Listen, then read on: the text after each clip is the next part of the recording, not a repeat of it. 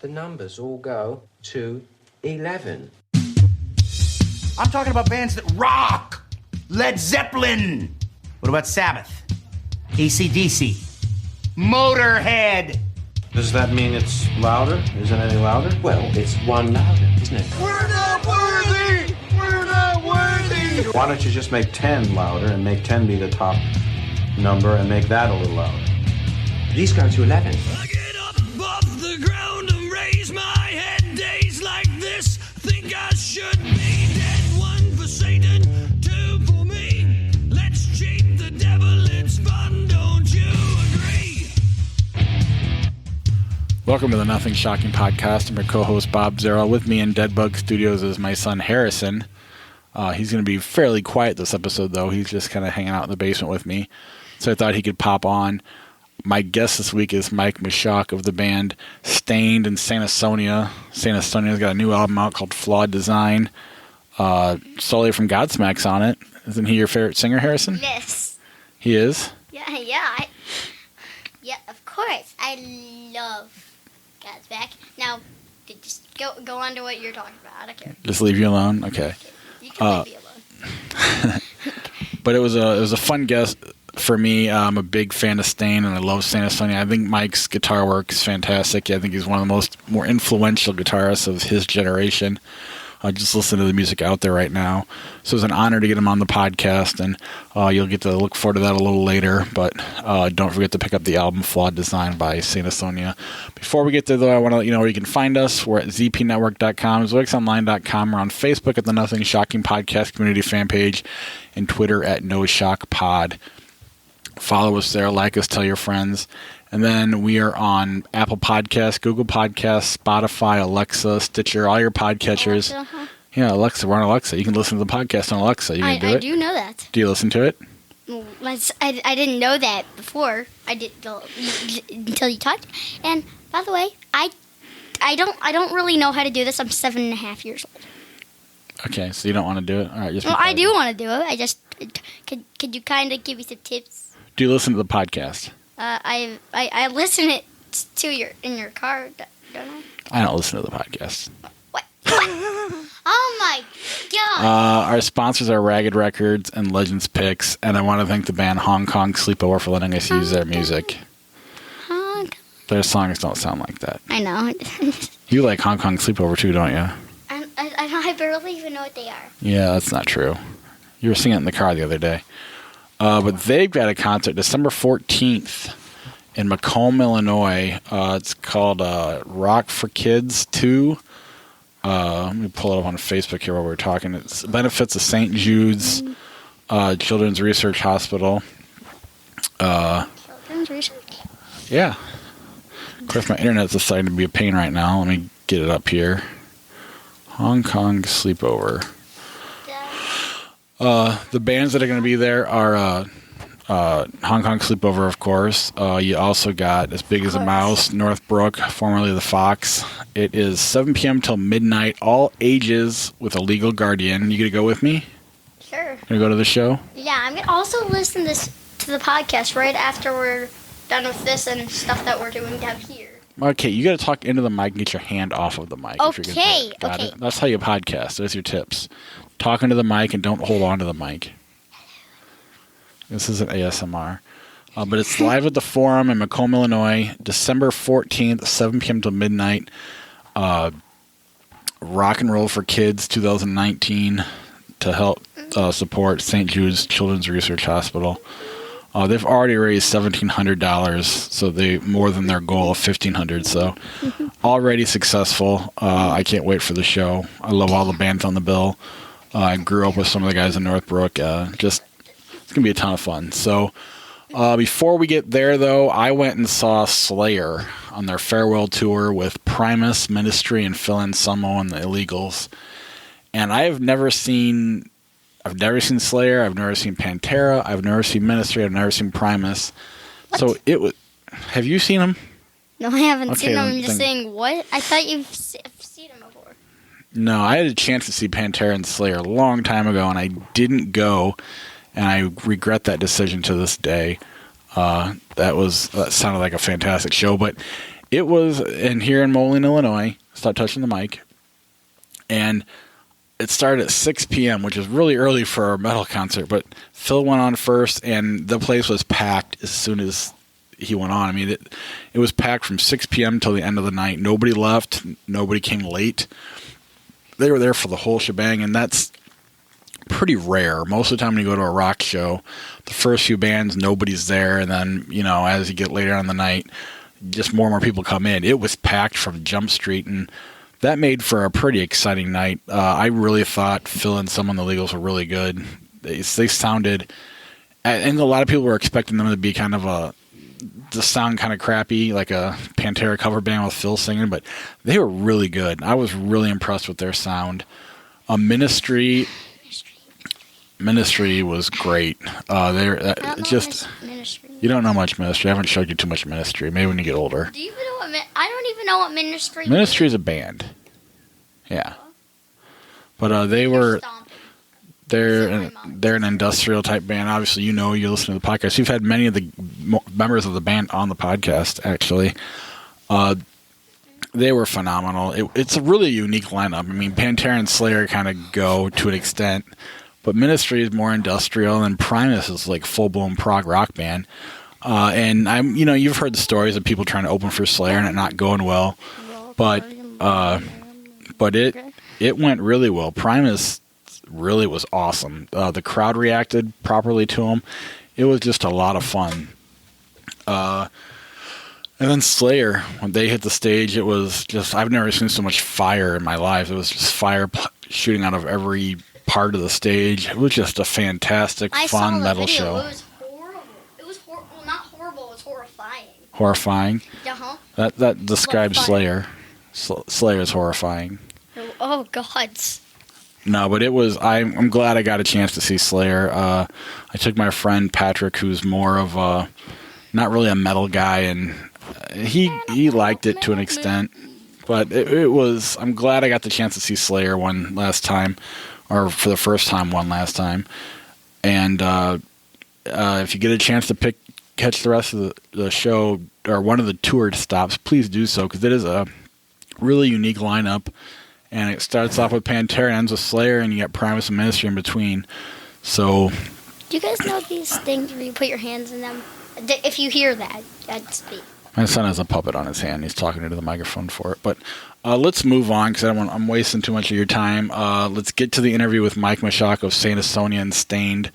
I did see Stained at Louder Than Life. They were fantastic. We talk a little bit about that on the podcast. But go pick up Flawed Design by Saint Asonia now, and enjoy the interview. Good night.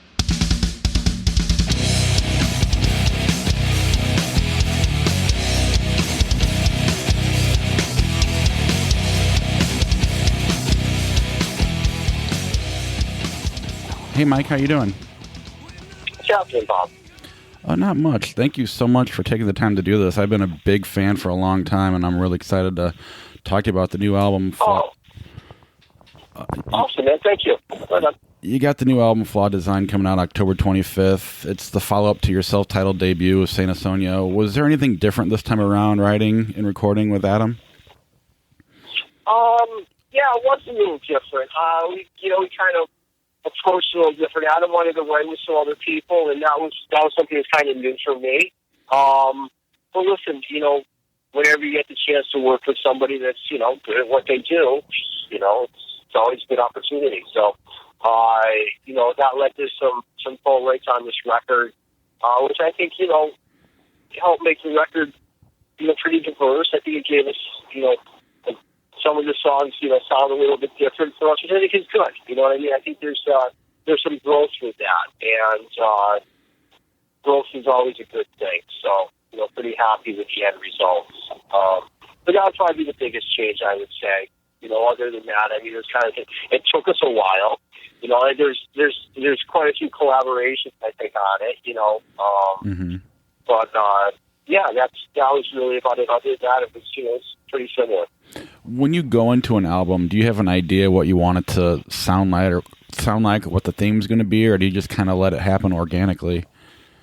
No, I just let it happen. I mean, I think that if you try to plan things, they probably never turn out the way you want anyways. I don't know. I mean, for me, it's I just write as much music as I can and try to figure out, what Adam likes to do and wants to sing on, So that's usually kind of what shapes where things end up going, Do you write to the project, or are you just kind of always writing and getting a database full of riffs and then making songs out of that?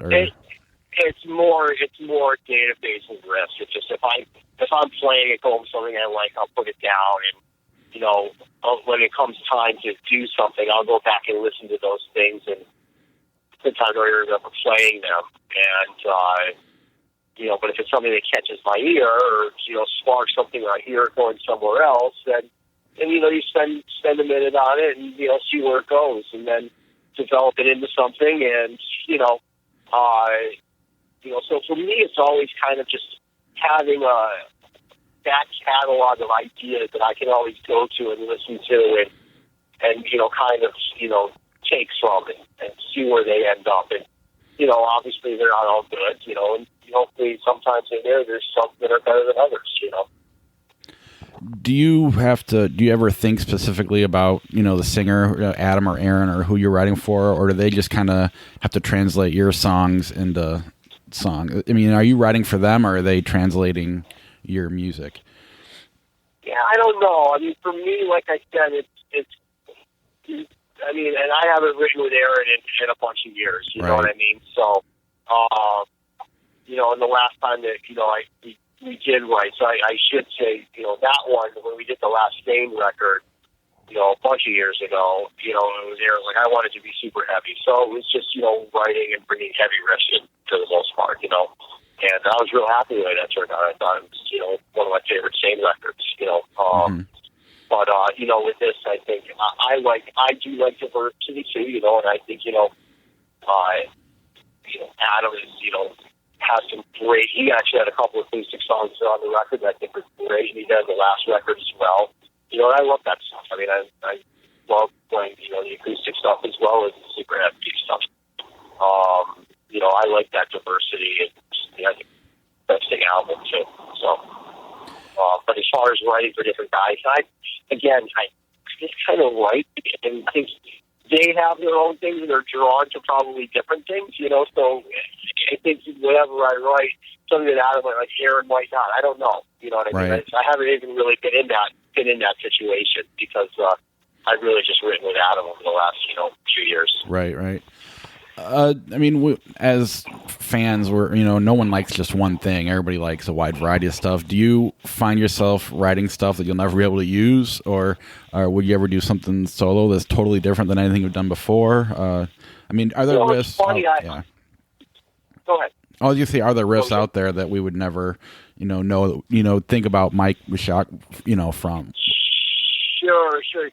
Recently, it's funny, I have a friend of mine that is the head of the music for ESPN. And he, actually about a year ago right now, I think I did it. He sent me a text. He's like, I need 10 80 metal riffs. I'm like, okay, no problem. So, 2-minute songs each. So, I think I actually, I don't know if I told him this. I think I wrote them all in one day. I think I just sat down and just started playing but that one to me, if it sounds like something else, it can be kind of similar because they're just using it as background, music for stuff, so that was fun. That was fun to do.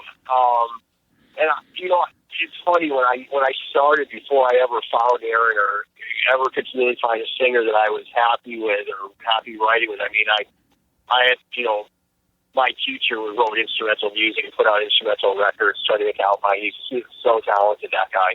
And that's kind of what I used to do when I was, much younger. And I always think it'd be cool to put out a record where I just, shred on it. But, of instrumental music. I don't know who listens to it or care about it, but I always think it'd be fun. But I just know how much work it is, too. So I'm like, right. I don't know. If I ever had the time to do something like that, I kind of always toy around with that idea. But I guess you don't even need to do a record these days. I could probably just do a few songs or whatever, you know what I mean, and just put them out there. So, especially with Pro Tools now and, being able to record at home, it's probably easier to do than not. So, but I haven't done it, but I do think about it from time to time. That is interesting, though. Like you kind of mentioned the music industry and Pro Tools and technology, and today, I mean, one, you have a bunch of special guests and collaborations on the record. Is that something that I mean, I guess the technology has been around a while, but does that really make it easier to collaborate with other artists to have, like Sully Erna pop on, or do you guys have to go and find them and get them in the same room, or how does that all work?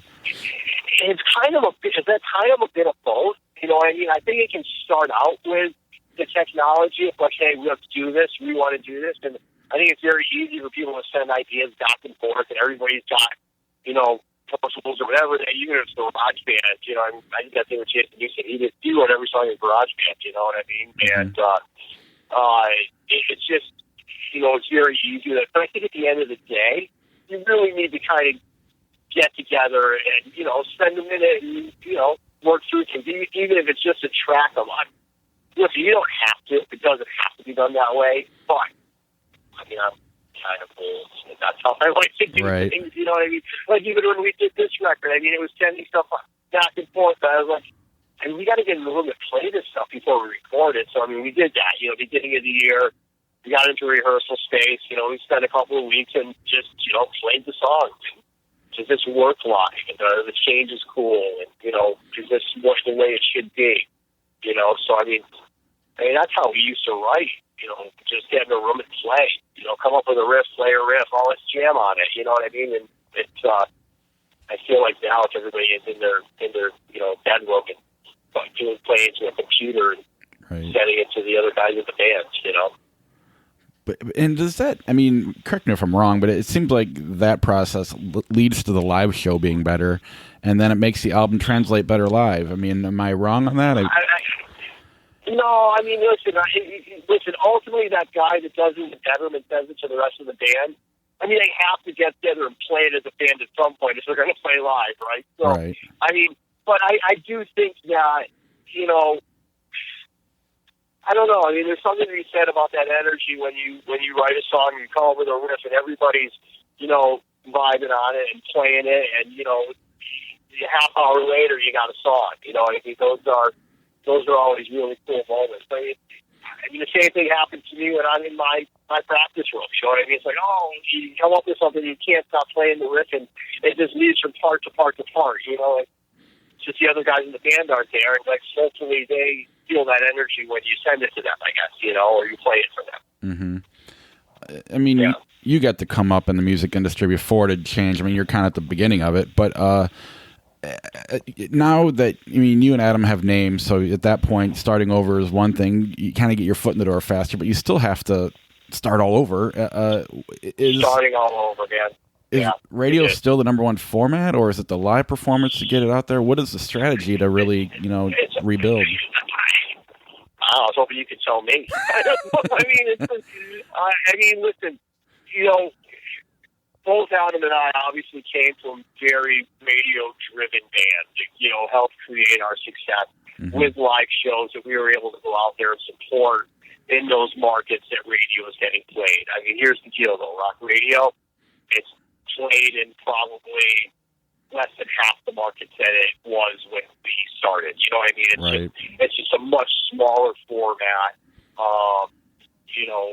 Most major cities don't even have rock stations anymore, and, so, there's the internet, there's, streaming, there's all these other things, but I mean, listen, people get in their car, there's satellite radio, which is cool, but I mean, even that, it's limited. I mean, there's, one station that's satellite, there's only so many people they're going to play, so it's, but it's all those things. I mean, it's trying to get all those things to work together at the same time.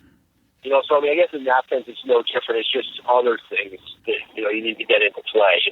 Talking to guys like you to hopefully get the word out there that there's new music and, the social media stuff and having your friends that have a lot of followers, I guess. And listen, I don't have any of the social media stuff. I don't even know how it works. So, I mean, it's, I guess I have an idea, but I just kind of stay away from that, but I know how important it is, so, and, it's getting all those things kind of work together. But yeah, even Adam, it is starting home.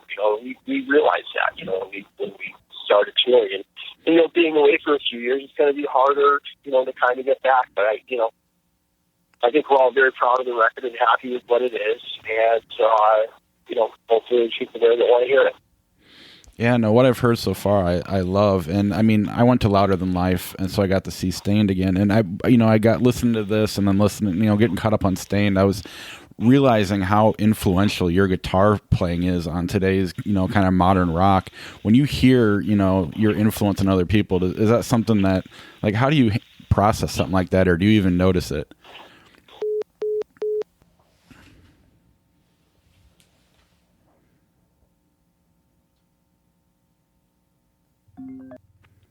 Hello? Hey, Bob, we dropped the call. Let me get him right back. All right, thanks.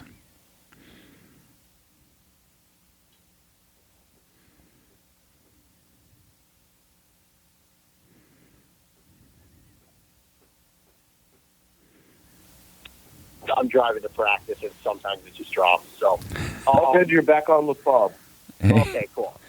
Hey, Bob, sorry about that. All right, I'll start that last one over. I got the question. Oh, cool. I'm thinking, listen, I think that I don't really notice that or pay attention to it. I mean, it's actually very flattering that you say that. Thank you. I think that, one thing that I've seen that I always thought was cool is that I had that, I have a PRS baritone guitar, and if I see other guys out there playing that, that's like, oh, that's cool. I mean, you're playing my guitar. You know what I mean? I always liked that because it was just such a different instrument.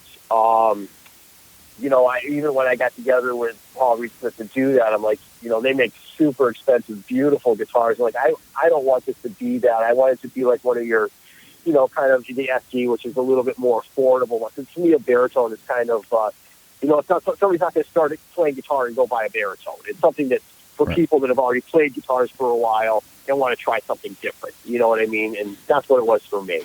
So I just thought that it was always cool when I saw guys, doing that or playing that. So, but I mean, I think I copped some of that stuff. I mean, I think you got to go back to the foreign guys. I mean, those guys were, or even Steve Vai. I mean, Steve Vai used to play a 7-string back in the day. You know what I mean? So I kind of just, thought that was cool and tried to make it into my own thing. Yeah, no, I get what you're saying. I just, to me, like Mark Tremonti, Clint Lowry, and like your riffs, there are three different styles, but just I kind of hear that combination of you three all the time anymore with a lot of the bands, and maybe it's just me, right but on. All good, all super talented guys and good friends of mine. So that's yeah, and those guys are just awesome players for sure. So, but thank you. It's great to be grouped into that category. You mentioned social media earlier, and I know you're not really on it, but as a fan, today there's so much access to the bands, and you almost have to provide that access to really be successful. But back when we were growing up, the bands we loved, there's a lot of mystery behind them. Even into the 90s, like no one knew what Marilyn Manson, his backstory was, and everybody was making up.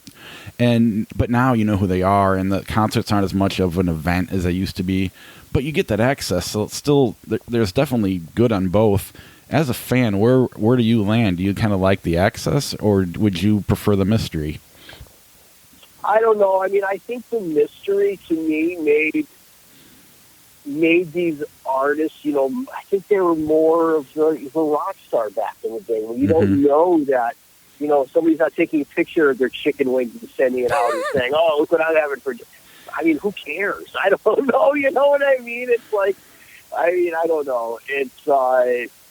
But it's funny because, I just did Adam and I just did this, we just did this radio run, and Adam's great with the social media. I mean, he's always posting stuff and putting stuff out there. And listen, I understand how valuable it is and how important it is. And like I said, I mean, it's great that he does it. I mean, literally, we're like having lunch, and I'm eating a sandwich, she's taking my picture. Like, you're not putting it up on, really? Can I just see a sandwich? You know what I mean? It's like, do we really need to put this out there right now? So, but I get it, you know what I mean? He's like, oh, they love this, fans love to see this stuff. I'm like, yeah, really? Who cares? I don't know. But I know what you're saying. I mean, but I think it does take away some of that mystique of, of what the bands are, and like look at back in the day where I think of Tool back in the day when everybody thought with Maynard, but now it's kind of everything's out there. You know what I mean? They still kind of maintain that somewhat though, but yeah, I don't know. It's definitely a different day and age for that type of thing. Well, yeah, there's definitely bands that still can. I mean, you got the gimmick bands like Ghost and Steel Panther that no one knows anything about, and then you got, even like Stained and System of a Down, who just kind of pop up here and there, and will do a quick live run and then disappear again. It still exists, and then I think the neat thing about social media, which I'm bad about, but you can be creative with that, and so there is some creativity in the business side of music now, which I don't know how much of that there was back in the day. I mean, I guess when you had to do the posters yourself and hang them up, that was, but right. Back in the day when Sting started having success, you had they wanted you to sound right. It's been a while over and over again. Is that something that's disappeared? Do you have any pressure today, or is that one of the benefits of the music business being the way it is, where they're not expecting you to sell 15 million records anymore? No, they're not. But I mean, listen, there's still record companies, and they still want to sell as many records and downloads as they can. So, I mean, all of that stuff's there. I mean, it's it's definitely paid attention to. Is it as bad as it was? I don't know. I mean, because we just did this record. But I mean, listen, everybody wants to know what's the first single. You know what I mean? You're still here now. Oh, what's the next one? And so I mean, there's definitely something to be said for that. Still being a part of it. Is it as bad? I don't know. I mean, I think that depends upon the artist and who you are. So I have to believe for some people it probably is. I think that Spine Farm was great for us on this record. I mean, they wanted to hear everything, but they were cool about it. And, I think that those things, change from, band to band and label to label and what the demands are, What are your thoughts on, we're talking about the access again, the meet and greets that a lot of bands do. I mean, I think some of them are pretty cool. A lot of the bands spend a lot of time and they're relatively inexpensive. Is that something you guys are going to pursue on your upcoming tours? We do that. I mean, it's, it was one of those things that kind of explained to me that's kind of become the standard. And I'll tell you, I mean, I remember like even when you're out there, the reality is it's really expensive to tour. Mm-hmm. And it really helps with, help some of the costs, putting, gas in the bus, paying the crew. Right. There's a reality that you don't realize when those bands are out there that they're paying for all of that stuff. And, that's just one way that it helps do that, especially for a newer band. I mean, some of the bands that are established, I mean, yeah, it's a way to give that close access that, you were talking about, before, if somebody wants to get it, and it gives them an opportunity to do that, So, yeah, like I've heard some of them are crazy though. I mean, it's like thousands of dollars to people. Yeah, and I've definitely seen some of those that are ridiculous. But like I know, like Alter Bridge does a nice one, and a lot of the bands I follow tend to. I haven't done too many of them, but they're not too unreasonably priced. And I mean, but something like Newstead, when you did that tour, isn't that kind of what put an end to the band? The cost that it cost him to make that work. Yeah. And Jason used to give that speech every night. He's like, I never did this before. He goes, I would just meet fans. He goes, I had no problem signing anything or meeting anybody. He said, now I'm doing it myself and I see what it is. And he's like, that's kind of where I got the line I just said to you. Like, there's help with the gas in the, in the bus, and that's really what it was, because we were out there and, doing it that way. So, yeah, it helps. And it's cool if the fans are there that want to meet you and, and be a part of that. I've always said that. So, yeah. What is your, do you have any upcoming tour plans scheduled? I mean, I know you probably can't talk about anything that's not released, but do you have anything scheduled or in the works? Saint Asonia, I just got to rehearsal. We have a show this Saturday, and we have another show coming up in November. And then I would imagine next year there's going to be more. So that's, listen, you put out a record, you got to get out there and you got to promote it, and that's really the plan. All right. Well, last question before I let you go. Thank you so much for taking the time. I mentioned being at Louder Than Life. You guys are awesome. Thank you. Is that something you think is going to continue on for a while, or is it kind of more of a one-off or a couple off? I don't know. I mean, the idea was to, we had some offers to do some of these shows, and, we decided we were going to do them. And I think it was, everybody's like, well, let's see how it goes. And you know what? It went really well. I mean, I think that, we all enjoyed it. We, had a good time. It was fun to get back up there and playing those songs again. And, we had we made the time in our schedules to be able to do that. And I think if those things happen again, it's probably not out of the realm. I mean, right now there's nothing planned, but we'll have to just, I think it's after we just finished them, last weekend was our last one in Sacramento. And I think it's, probably regroup, have some conversations and see what we want to do, and again, Aaron's, still out there playing, his country stuff, and Saint Asonia has a new record, so I mean it's kind of trying to look everything in and see if we can make that all happen. Right. Well, it's great to hear you playing. I love Saint Asonia. It was great to go revisit Stained, and I'm glad you're doing something. You're one of the better guitar players from your era, and I just a big fan. Thank you so much for taking the time. I appreciate the compliment. No, anytime, and thank you for the support and the kind words. All right. Well, I'll see you on the road. Thanks, Bob. Sounds good. All right. Bye. I'll be broadcasting.